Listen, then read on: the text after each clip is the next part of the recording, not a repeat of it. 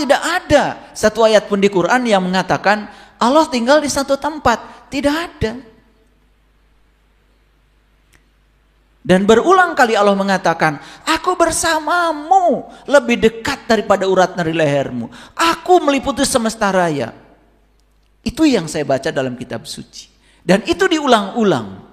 Tapi karena begitu kerasnya paradigma, doktrin, dogma yang membodohkan kita. Karena diulang-ulang kebohongan itu terus-menerus. Dan itu sudah dianggap kebenaran. Sampai sekarang kita pun masih menganggap seolah-olah Tuhan dengan kita dua entitas yang terpisah. Seolah-olah Tuhan itu berada di tempat yang jauh. Dan kita harus merengek-rengek kepada Dia untuk memenuhi segala keinginan kita. Dan banyak yang mengajarkan teknik-teknik untuk mengatur agar Tuhan takluk pada segala keinginan kita. Yang kemudian diberi judul supaya lebih spiritualis. Teknik itu diberi nama doa.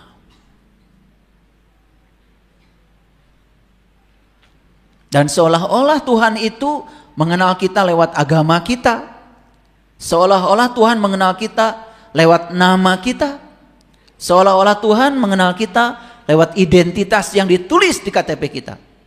KTP itu hanya berlaku buat bank, Pak RT, Pak RW, dan Tuhan tidak mengenal kita dari KTP kita. Tuhan hanya mengenal kita dari energi kita. Tuhan hanya mengenal kita dari frekuensi, vibrasi yang kita pancarkan oleh kita sendiri.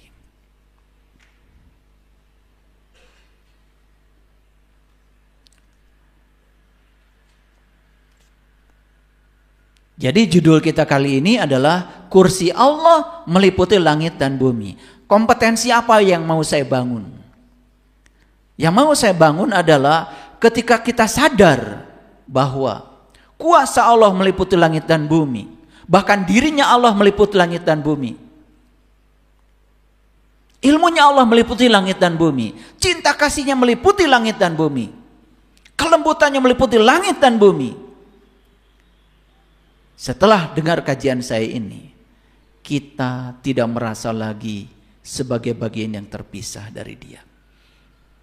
Dengan demikian, kita akan merasakan kehadirannya di setiap ruang dan waktu. Merasakan kehadirannya, itulah yang akan membebaskan kita dari rasa khawatir, rasa takut, rasa cemas, rasa sedih. Yang ada dalam diri ini hanya satu rasa, yaitu rasa berkecukupan bersama Dia. Hasbi Allah, hasbi Allah, hasbi Allah. Dan itu yang diungkapkan oleh para nabi, para rasul. Dan itu yang diungkapkan sebagai pengalaman. Bukan diungkapkan dengan kata-kata. Tapi kata-kata itu mewakili apa yang beliau rasakan. Kalimat panjangnya adalah hasbunallah wa ni'mal wakil, ni'mal maula wa ni'man nasyir. Dan kemudian disingkat menjadi hasbi Allah. Dan siapa orang yang bisa mengungkapkan itu sebagai getaran? Hanya mereka yang sudah sadar. Makanya kesadaran itu adalah kunci yang bisa membebaskan kita dari segala penjara yang memenjarakan kita dalam segala keterbatasan. Itulah kira-kira yang akan kita kaji dalam kajian kita hari ini. Baik, saya akan menyampaikan satu hasil penelitian yang dilakukan oleh para ilmuwan di Universitas Adolfo Ibáñez. Ini di sebuah negara di Amerika Latin yang bernama Chili. Penelitian ini dilakukan dari tahun 2018 sampai tahun 2022. Jadi penelitiannya dilakukan selama 4 tahun. Dalam penelitian ini melibatkan sampel hampir 6.000 orang dari banyak negara. Dan negaranya diantaranya Australia, termasuk Chili, Tiongkok, Jerman, India, Meksiko, Nigeria, Spanyol, Afrika Selatan, Korea Selatan, Turki, dan Amerika Serikat. Nah, kenapa mengambil negara-negara ini? Kalau saya jelaskan, metode penelitiannya panjang. Jadi karena di India itu kan ada komunitas Islamnya, ada komunitas Hindunya, gitu, ya. Kemudian di Amerika itu beragam. Turki komunitas Islamnya lebih banyak.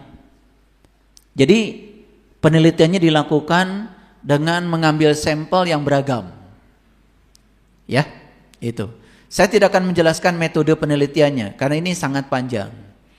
Nah, hasil penelitiannya dimuat dalam sebuah jurnal. Nama jurnalnya itu Journal of Experimental Psychology. Ini jurnal yang terindeks. Jadi hasil penelitiannya ditulis dalam sebuah artikel dan dimuat dalam sebuah jurnal psikologi. Nah, ada dua kriteria yang diteliti dalam penelitian ini. Yang pertama adalah sedang dicari apa pandangan masyarakat dari negara-negara yang tadi di eksperimen itu tentang orang yang keren. Dan yang kedua, apa pandangan mereka tentang orang baik. Jadi keren menurut mereka dan baik menurut mereka itu seperti apa? Nah, tentu saja pertanyaan penelitiannya sangat banyak dan tidak mungkin saya jelaskan, nanti tidak akan cukup waktu. Karena saya bukan sedang mengajarkan skripsi sama Bapak Ibu. Tetapi dari semua masyarakat yang terlibat dalam penelitian ini dari banyak negara yang jumlahnya 6.000 itu ternyata memunculkan indikasi-indikasi yang frekuensinya kira-kira sama. Jadi orang keren itu ciri yang pertama adalah extrovert. Ciri orang keren itu extrovert. Yang pertama bersifat ramah. Itu menurut mereka. Yang kedua ekspresif. Ekspresif itu memiliki rasa empati yang kuat. Ya, rasa empati yang kuat. Kalau diajak bicara itu pandangannya itu nyambung. Karena ada orang yang diajak bicara malah main HP. Itu tidak ekspresif. Bahkan bukan tidak ekspresif lagi itu, tidak beretika itu, tidak sopan itu.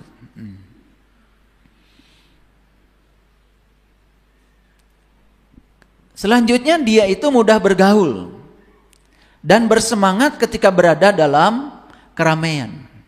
Jadi kalau bersama dengan orang lain itu dia selalu berpikir bagaimana dia bisa membahagiakan banyak orang.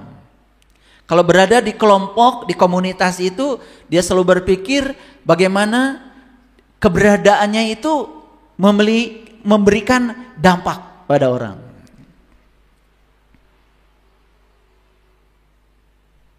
Ya. Pernah nggak Bapak Ibu pergi ke satu tempat, akan berkumpul dengan banyak orang, terpikir nggak, aduh bagusnya kalau bawa makanan ya? Pernah nggak berpikir itu? Atau berpikirnya, saya nanti di sana pasti makan. Mana yang terpikir? Di sini juga udah kebaca ya. Dia introvert atau extrovert.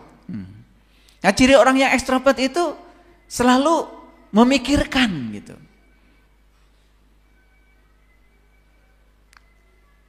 Wah, ini di kajian ini kayaknya banyak orang. Bagus kalau saya bawa cemilan supaya mereka habis ngaji lapar bisa menyantap cemilan yang saya bawa. Itu ekstrovert. Selalu berbahagia ketika mau ketemu orang karena dia bisa membahagiakan banyak orang. Gitu nggak Bapak Ibu? Gitu apa tidak? Kok diam? Malu ya? Nah kalau bisa begitu udah bagus itu. Itu sudah masuk kriteria yang pertama, orang keren itu. Keren itu, ya keren. Saya terus terang ya, belajar keren yang semacam itu dari istri saya. Istri saya itu nggak bisa kalau pergi kemana-mana itu nggak bawa oleh-oleh, nggak bisa. Ya, saya tidak mengatakan bahwa saya ini penceramah, saya ini dihormati orang, nggak pernah mengaku begitu. Saya kalau diundang orang mau ceramah dimanapun, pasti di saya itu ceramah di mana ya? Di Anu misal. Ya. Coba tanya, ya Pak Kiainya senangnya apa? Selalu membawa sesuatu walaupun tidak banyak gitu. Ternyata buah tangan itu membuat orang lain bahagia itu. Coba biasakan gitu, ya. Kalau pergi kemana-mana itu, ya istri saya ya, itu selalu tasnya itu bertambah. Tapi saya tidak pernah usil. Kenapa? Karena saya tahu, ya dia itu mikir ya, teman-temannya dia ya satu-satu dipikirin itu. Yang luar biasa itu, kalau pembagian sembako itu lebaran itu. Satu RW di Sariwangi itu sampai tahu ibu ini ukurannya XL, ini L, ini M, ini S gitu. Makanya begitu bagi baju harus beliau yang bagikan. Karena saya nggak ngerti ukurannya. Itu sekampung itu, hafal semuanya itu. Saya bukan ngalamin istri saya, bukan ya. Ciri yang kedua, orang keren itu hedonistik. Nah ini hedon. Memang hedon ini terkadang bisa positif bisa negatif. Mengutamakan kesenangan pribadi. Ingat ya, mengutamakan kesenangan pribadi. Apakah itu bagus? Bagus kalau menurut saya. Tetapi kalau seimbang. Contoh, saya akan sering mengajarkan setidak-tidaknya 5 hal aja yang milik kita yang tidak boleh kita lepaskan pada siapapun. Yang pertama, harga diri. Jadi orang hedon itu bukan orang yang suka belanja, menghaburkan uang. Bukan begitu. Hedon itu mementingkan diri sendiri. Contoh, harga diri. Itu. Milik siapa itu? Milik kita. Ini gak boleh digadaikan nih. Gak boleh ini dijual pada siapapun. Gak boleh ini ya ditukar dengan apapun. Ini soal harga diri. Nah, siapapun yang berfokus pada dirinya tetapi yang positif itu hedon itu, dan itu bagus. Yang kedua, saya sering menyampaikan, yang tidak boleh hilang dari diri kita itu adalah kesehatan diri. Kan banyak orang ya yang mengorbankan kesehatannya demi uang. Sampai tidak tidur, sampai lembur. Ya kan? Itu menurut saya sih kurang pinter orang ini. Begitu uangnya banyak juga nanti uangnya dipakai berobat. Betul nggak? Mementingkan kesehatan diri, hedon itu. Bagus nggak? Positif menurut saya. Positif. Kecuali orang yang punya harta hanya untuk diri sendiri. Nah itu. Kecuali orang yang punya rezeki dan berkah hanya untuk diri sendiri. Ya itu. Kalau itu sih dia tidak tahu bahwa memberi itu sebetulnya bukan untuk siapa-siapa, kecuali buat dirinya sendiri. Yang ketiga, nih yang milik kita nih. Mimpi. Mimpi diri. Bapak Ibu masa tidak punya mimpi hidup ini? Kalau tidak punya mimpi berarti tidak punya tujuan. Betul nggak? Masa tidak punya mimpi? Saya ingin dikenang sebagai apa dalam hidup? Masa tidak punya mimpi? Punya mimpi nggak? Nah yang belum punya mimpi, mimpilah sekarang. Ya, berimajinasi itu boleh. Karena kita kreator kehidupan kita. Allah itu sang keberadaan, sang kehadiran hanya sedang menunggu proposal dari kita. Nah kita jarang mengajukan proposal sama Allah. Makanya akibatnya ya seperti itu. Kita cuma hidup terseok-seok seperti kebanyakan orang. Tidak menjadi diri sendiri. Gak punya mimpi. Nih yang belum punya mimpi udah setua ini, udah bermimpilah sekarang. Betul nggak?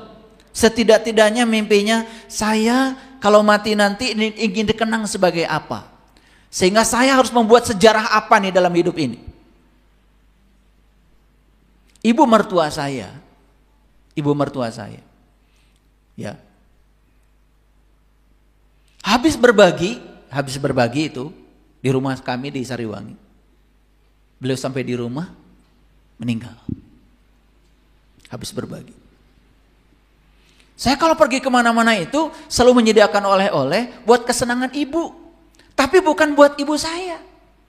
Karena kesenangan beliau itu kalau beliau itu melihat ada tersedia beras banyak, tersedia roti banyak, bukan untuk beliau. Senangnya itu berbagi. Kalau sudah berbagi itu bahagia. Makanya heran tuh masyarakat waktu itu. Begitu saya umumkan ibu mertua saya meninggal, kaget itu orang Sariwangi karena baru saja ibu membagikan sesuatu ke tetangga. Karena senangnya itu. Makanya ada yang bisa melihat waktu ibu saya meninggal. Ada yang bisa melihat. Beliau diliputi oleh cahaya yang sangat agung. Beliau kembali pada manjala cahayanya yang luar biasa. Kenapa? Ya. Kalau dengar orang sakit, itu pasti ya beliau pergi. Dan pulang dari situ pasti dompetnya untuk pulang pun gak punya. Pasti telepon karena habis semuanya. Dan saya tidak pernah menegurnya karena itu kesenangan beliau. Yang keempat yang punya kita, yang tidak boleh dilepaskan oleh kita adalah moralitas diri. Gak ada orang main-main sama saya. Saya pernah menjabat sebagai kaprodi di sebuah universitas. Gak ada orang yang main-main sama saya. Misalnya mau nitip anak supaya masuk di prodi itu, apalagi mau nyogok supaya anaknya masuk di prodi itu, gak ada yang berani main-main sama saya. Karena mereka tahu siapa saya. Soal moral tidak bisa dibeli dengan uang. Sampai sekarang teman-teman saya, kolega-kolega saya tahu karakter saya. Dan mereka tidak main-main. Tapi kalau kitanya culas, kitanya bisa disogok, kitanya bisa diajak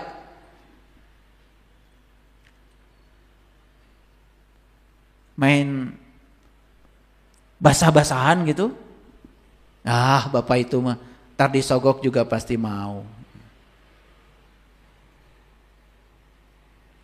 Yang kelima, ini yang paling penting Bapak Ibu.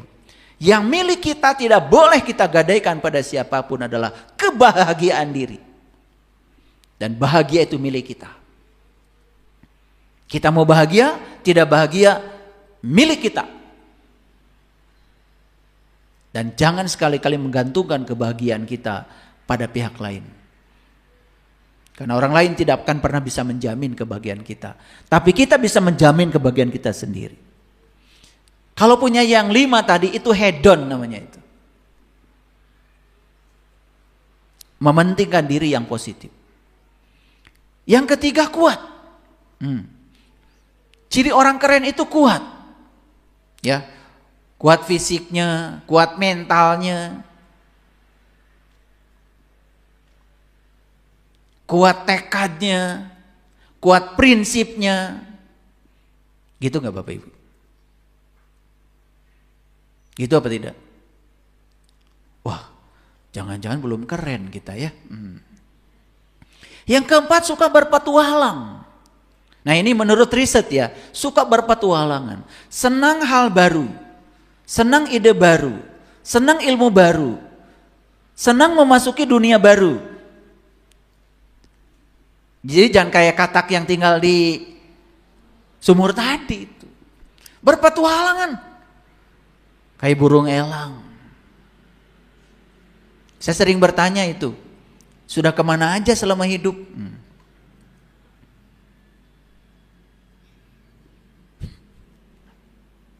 Jalan-jalan di kampungnya saja belum pernah. Apalagi jalan-jalan keliling dunia. Betul nggak? Akibatnya kurang gaul. Tapi merasa diri seolah-olah paling benar. Jago kandang namanya itu.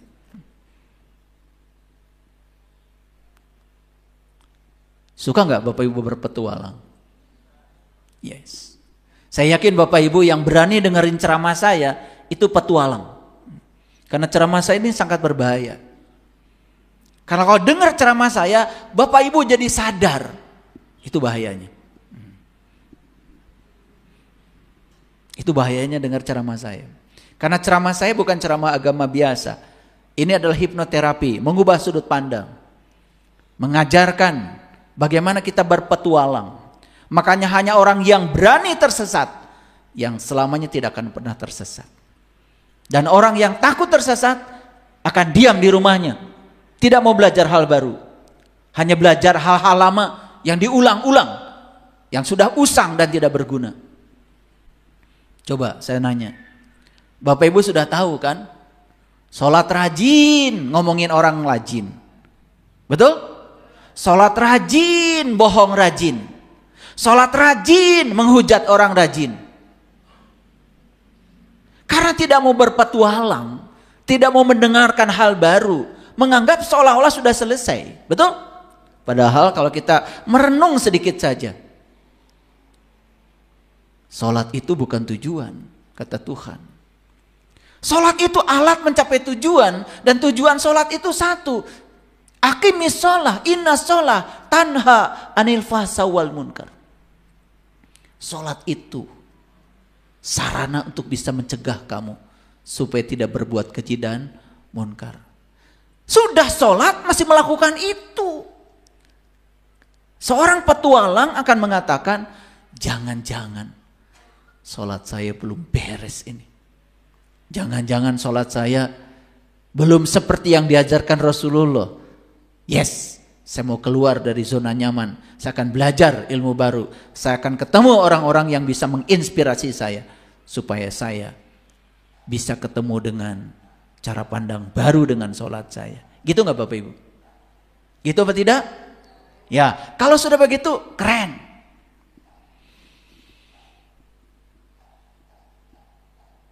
Indonesia aja 34 provinsi. Belum pernah berkunjung ke provinsi lain. Jawa Barat saja begitu banyak kabupaten. Belum pernah. Waduh, boro-boro ilmu baru, tempat baru aja belum pernah kita kunjungi, makanya kurang pengalaman. Ya, saya sering mengatakan kalau di komunitas saya, sebetulnya kamu ini masalahnya kurang piknik aja saya bilang. Ya, karena kurang piknik jadi sakit-sakitan, ya toh? Pegel-pegel, cepat tua, penyakitnya itu pasti, ya, vertigo. Karena jarang pergi ke perempatan. Tigo terus. Ya. Hanya sampai di pertigoan. Jarang-jarang jalan ke perempatan, ya itu penyakitnya juga vertigo. Bapak Ibu, ya, berpetualang. Wih, luar biasa. Saya dari kecil itu sudah punya mimpi. Saya ingin jalan-jalan, tapi duitnya banyak. Ternyata begitu saya sudah besar, banyak orang yang minta diantar ke satu tempat. Ada yang minta diantar umroh, dibayarin kan? Pulangnya malah dibekelin. Ada yang minta, saya ingin tahu rahasia Borobudur. Boleh. Udah ya. Ongkos hotel tanggungan kami. Jalan. Tapi saya bilang ya, saya nggak biasa. Kalau hotelnya lebih jelek dari rumah saya. Oh tenang, ya tenang. Jadi tidak pernah ngasih hotelnya losmen, penginapan, nggak pernah. Karena kita memataskan diri. Yang kelima terbuka. Nah ini, terbuka terhadap pengetahuan baru, terbuka terhadap pendapat baru, terbuka terhadap ide baru. Coba, Orang yang tertutup, mau bisnis aja susah. Betul nggak? Dan yang terakhir mandiri. Ini menurut riset nih. Orang keren itu ekstrovert, hedonis, kuat, suka berpetualang, terbuka, mandiri. Kira-kira Bapak Ibu masuk nggak jadi orang keren? Masuk? Ya, OTW. Udah bagus gitu ya. Nah itu. Jadi harusnya kita belajar agama, belajar spiritual dari dulu itu. Harusnya kita ini hari ini sudah keren harusnya. Loh kok sudah belajar lama gak keren-keren. Belajar agama malah jadi tertutup terhadap orang lain. Merasa kelompoknya paling benar. Betul gak?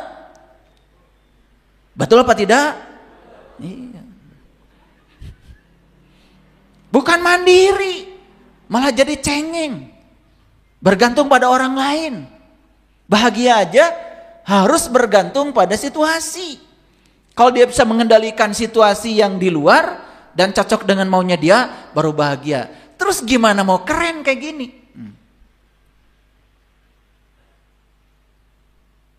Saya curiga kayaknya nggak masuk deh yang keren. Oh masih ada pilihan. Menurut riset ini masih ada pilihan. Nah, ada orang baik. Nah ternyata di semua negara yang saya sebutkan tadi itu, mulai dari Chili ya sampai Amerika Serikat, ya dari 6.000 sampel yang diteliti itu, ternyata mereka mengidentifikasi orang baik menurut versi mereka itu cirinya ada 7. 1, memiliki ketenangan. Sudah punya nggak Bapak Ibu? Tenang itu kelihatannya bukan di sini. Di sini mah sedang berpura-pura tenang.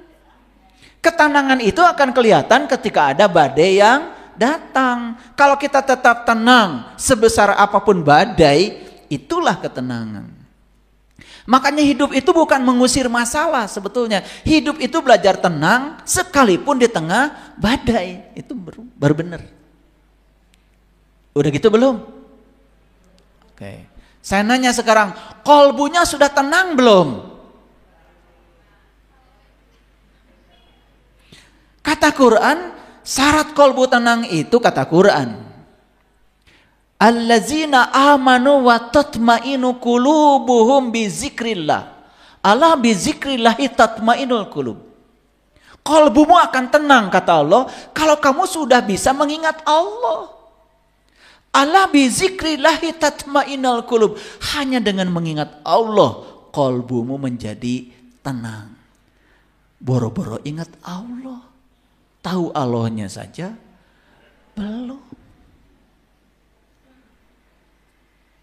Jumpanya saja belum. Padahal di Quran surat Al-Ankabut ayat 5 dikatakan, man kana yarju liqa Allah fa inna ajalallahu la'aj wa huwas samiul alim. Barang siapa yang berharap jumpa dengan Allah, waktu yang dijanjikan pasti datang. Quran surat Al-Ankabut ayat 5. Saya sebutkan nomor ayatnya supaya Bapak Ibu bisa lihat berulang-ulang. Barang siapa yang berharap jumpa dengan Allah, waktu yang dijanjikan pasti datang. Kenapa? Karena tidak mungkin kita bisa mengingat kalau kita belum menjumpainya. Sedangkan syarat untuk tenang, kolbunya harus tentram. Ini kolbunya masih, ya kalau sedang pengajian, semua juga kelihatan seperti baik. Betul? Iya, kelihatan seperti sabar. Betul nggak? Bajunya juga rapi, ya, dibungkus.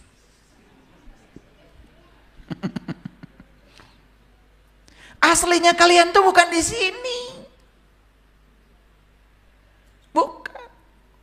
Aslinya kalian itu di rumah, di jalan, di situ. Aslinya kalian itu di kehidupan nyata. Di situ kelihatan siapa diri. Dan lebih kelihatan lagi ketika kita sedang mengalami sesuatu yang tidak kita inginkan. Dan ciri orang baik itu memiliki ketenangan. Masuk gak Bapak Ibu? Menurut riset ini, orang baik. Yang kedua, menurut riset ini memiliki ketelitian. Teliti. Makanya saya sering mengatakan kalau di keluarga saya, kalau kita masih gampang ditipu orang, itu tanda bahwa kita masih bodoh. Teliti itu kan kebalikan dari ceroboh. Saya suka membuat acara. Kalau di komunitas saya rutin ada acara, khusus acara ke alam. Misalkan naik gunung. Ya.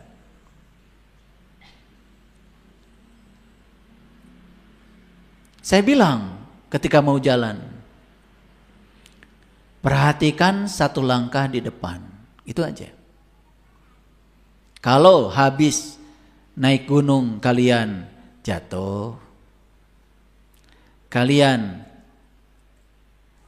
tertusuk duri, ada luka di kaki, itulah hidupmu, saya bilang. Jadi saya membaca karakter dia dari cara jalan aja, udah kebaca. Kalau orang yang teliti, gak mungkin ketusuk duri. Bayangkan, satu langkah di depan aja, dia sudah tidak waspada. Karena dia sedang memikirkan 1000 langkah, pengen cepet sampai, pengen paling duluan, akhirnya buru-buru. Coba, karena buru-buru dia nggak teliti. Akibatnya apa? Kalau di peserta itu ada yang ketusuk duri aja, pasti saya panggil. Kamu hidupnya belum beres. Awalnya nggak nerima sama saya. Gimana soal ketusuk duri aja bawa-bawa hidup katanya. Itu gambaran. Teliti. Kalau dapat ilmu teliti. Dapat kajian teliti. Membaca ayat teliti. Nanti saya tunjukkan. Bentar lagi. Gak ceroboh. Karena semua yang mencelakakan kita itu adalah kecerobohan. Ceroboh. Mau makan? Teliti. Ini makanan yang saya santap itu kepentingannya buat apa? Membuat tubuh saya tambah sehat atau saya jadi sakit? Sakit itu karena ceroboh, tidak teliti. Saya terkejut baca riset ini. Orang baik itu cirinya teliti. Termasuk orang baik gak Bapak Ibu? Belum ya. Tenang belum. Teliti apalagi. Yang ketiga, memiliki sifat universalistik. Universal. Universal itu the whole, menyeluruh. Dia bisa menghargai orang, siapapun itu. Apapun bangsanya, apapun warna kulitnya, apapun keyakinannya. Karena keyakinan itu urusan pribadi. Itu universal. Nah kita mau bergaul aja dengan orang lain, mikirin keyakinannya apa, agamanya apa. Mau berbuat baik saja harus sama keyakinannya. Ada nggak yang kayak gitu di sini? Ada apa tidak? Universal, menyeluruh. Yang keempat, memiliki kepribadian yang menyenangkan. Coba sekali-kali bikin kuesioner deh, ibu-ibu. Dengan teman-teman. Pakai WA aja. Apakah keberadaan saya di grup ini menyenangkan atau tidak? Pilihannya A, menyenangkan, B, tidak. Atau tambah lagi, menyebalkan. Perlu sekali-kali meneliti. Jangan menganggap diri kita seolah-olah itu. Jangan menilai diri, biar orang lain menilai. Kalau orang lain mengkritik, ya sebetulnya ibu ini menyebalkan.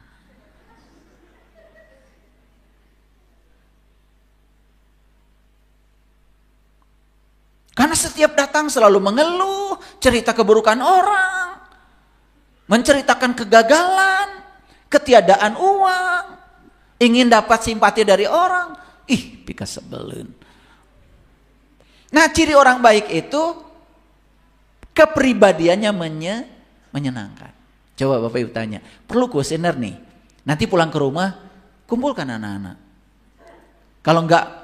Kalau enggak suruh nulis lah di kertas lembar. Jangan pakai nama. Riset begitu.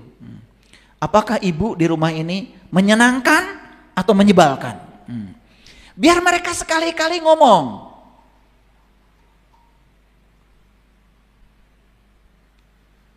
Ibu ini cerewet,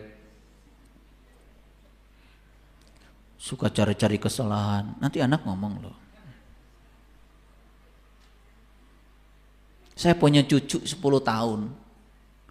Saya ajak dialog. Kadang-kadang saya juga suka kaget. Karena apa? Dia itu berani mengumumkakan. Karena kita sudah bilang, kalau Yayah panggilnya kakeknya nih Yayah.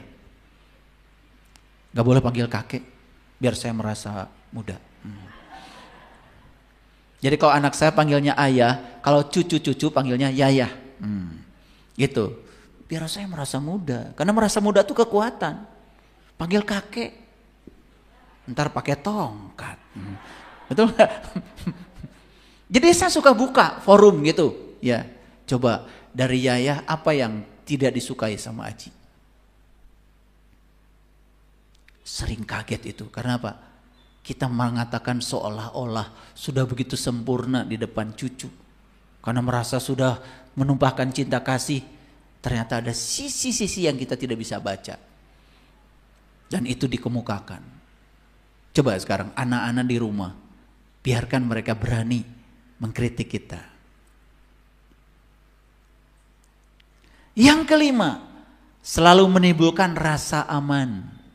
Coba Bapak Ibu, ketika orang mau berjumpa dengan kita, orang merasa aman atau tidak?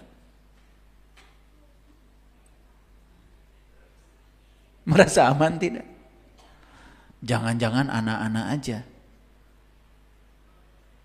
tidak merasa aman dengan orang tuanya. Yang keenam, bersifat tradisional. Nah, ini yang mengejutkan dari riset ini. Bersifat tradisional. Tradisional itu kan artinya menjunjung tinggi nilai-nilai budaya di mana dia tinggal. Senang dengan tradisional. Ya, kita sudah kehilangan jati diri kita. Betul nggak? Baju kita aja udah tidak sesuai dengan baju leluhur kita.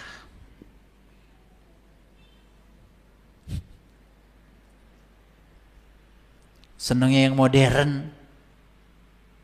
Barejeng teh pararugu. Dan yang ketujuh, bersifat konformis. Cenderung berperilaku sesuai dengan norma, adat istiadat, atau harapan kelompok sosialnya. Bapak Ibu, saya sebetulnya mengemukakan ini sebagai basic, sebagai data. Sehingga pertanyaannya sekarang, dari data ini kira-kira kita termasuk keren atau baik? Atau tidak keren sekaligus tidak baik? Coba. Sudah bisa menangkap? Ya udah ya. Nanti ini kan nanti juga akan di-share di YouTube. Jadi Bapak Ibu bisa dengar lagi. Ini mendengarnya perlu dengan hati, dengan kejujuran, dengan kelembutan. Kalau mau berubah. Kalau mau berubah. Tapi kalau mau gitu-gitu aja, ya sudah. Nggak usah dengarkan kajian saya.